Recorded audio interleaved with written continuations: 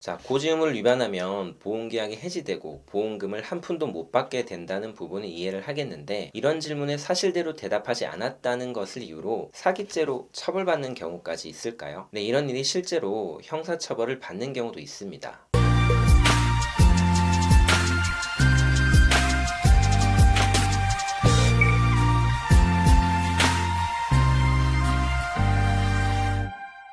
안녕하세요, 변집사입니다. 여러분, 보험에 가입하실 때 청약서를 보시면 계약 전 알릴 사항이라는 질문지가 있습니다. 여기에 보면 최근 3개월 이내에 질병 의심 소견을 받은 적이 있느냐, 최근 1년 내에 재검사를 받은 적이 있느냐, 최근 5년 내에 수술을 한 적이 있느냐, 이런 질문들이 들어 있습니다. 보험사는 이런 내용들을 보험계약을 체결할 때 고려해야 할 중요한 사항이라고 생각합니다. 그런 사정들이 있으면 보험계약을 받아주지 않겠다는 것입니다. 이런 내용을 보험사에 알려줘야 하는 의무, 바로 고지 의무라고 합니다. 여러분들이 보험에 가입하시면서 이 고지 의무를 지키지 않게 되면, 그러니까 앞에 말씀드렸던 그 질문들에 대해서 사실대로 대답하지 않으면 보험계약이 해지되고 나중에 보험금을 지급받을 수 있는 사정이 발생해도 보험금을 지급받지 못하게 됩니다. 그러니까 보험가입 시에 잘 생각해서 답을 하셔야겠죠. 자, 고지 의무를 위반하면 보험계약이 해지되고 보험금을 한 푼도 못 받게 된다는 부분은 이해를 하겠는데, 이런 질문에 사실대로 대답하지 않았다는 것을 이유로 사기죄로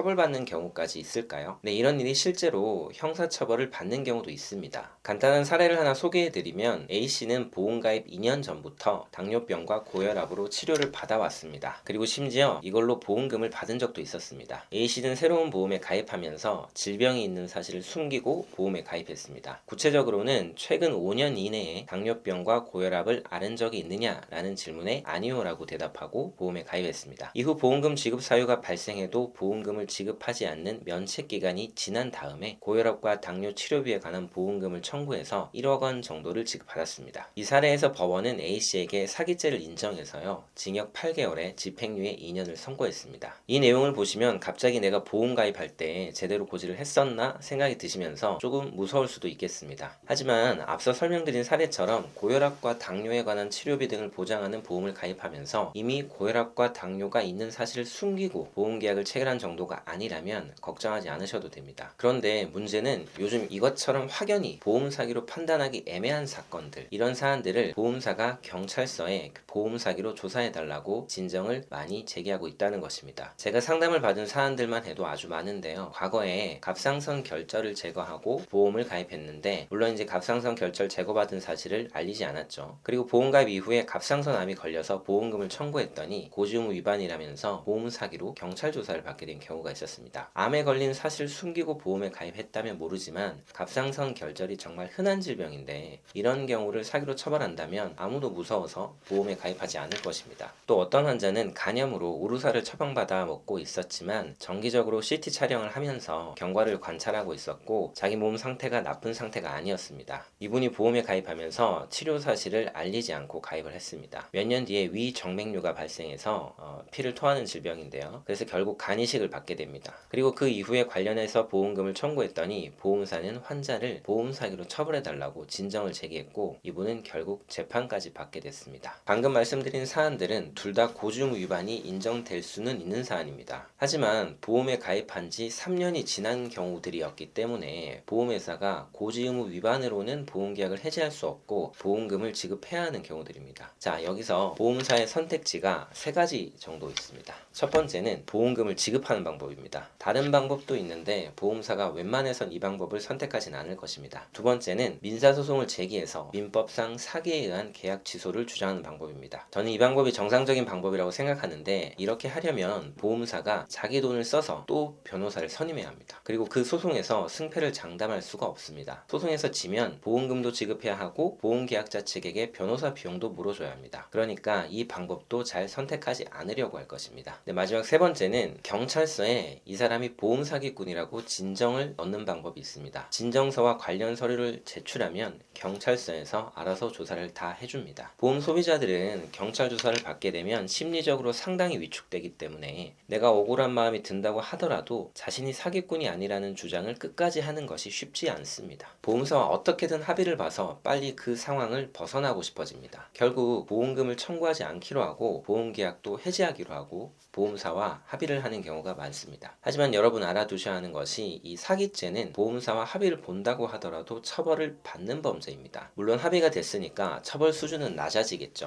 보험금을 지급받지 않은 경우라면 보험 사기의 미수범이니까 합의를 하면 실제로 감옥에 가지는 않을 것입니다. 하지만 여러분의 범죄 경력에 소위 빨간 줄이라고 하죠. 사기꾼이라고 기록이 남는 것입니다. 네, 개인적으로 안타까운 점은 형벌이라는 것이 반드시 사회적으로 금지할 필요가 있는 행위에 대해서만 아주 최소한적으로 적용해야 하는 것이 타당한데 법원의 기준과 다르게 수사 단계에서는 고지 의무 위반이 곧 보험사에 대한 사기인 것처럼 다뤄지는 경우가 많다는 것입니다. 수사기관이 보험사 말을 너무 믿지 말고 환자들의 말에 귀 기울여 주었으면 좋겠습니다. 보험계약에서 정한 보험사고가 이미 발생했는데도 불구하고 이걸 숨기고 보험에 가입한 것이 아닌 이상 고지의무 위반은 보험사기로 처벌할 것이 아니라 민사적으로 해결하면 충분한 일이라고 생각합니다. 편집사였습니다.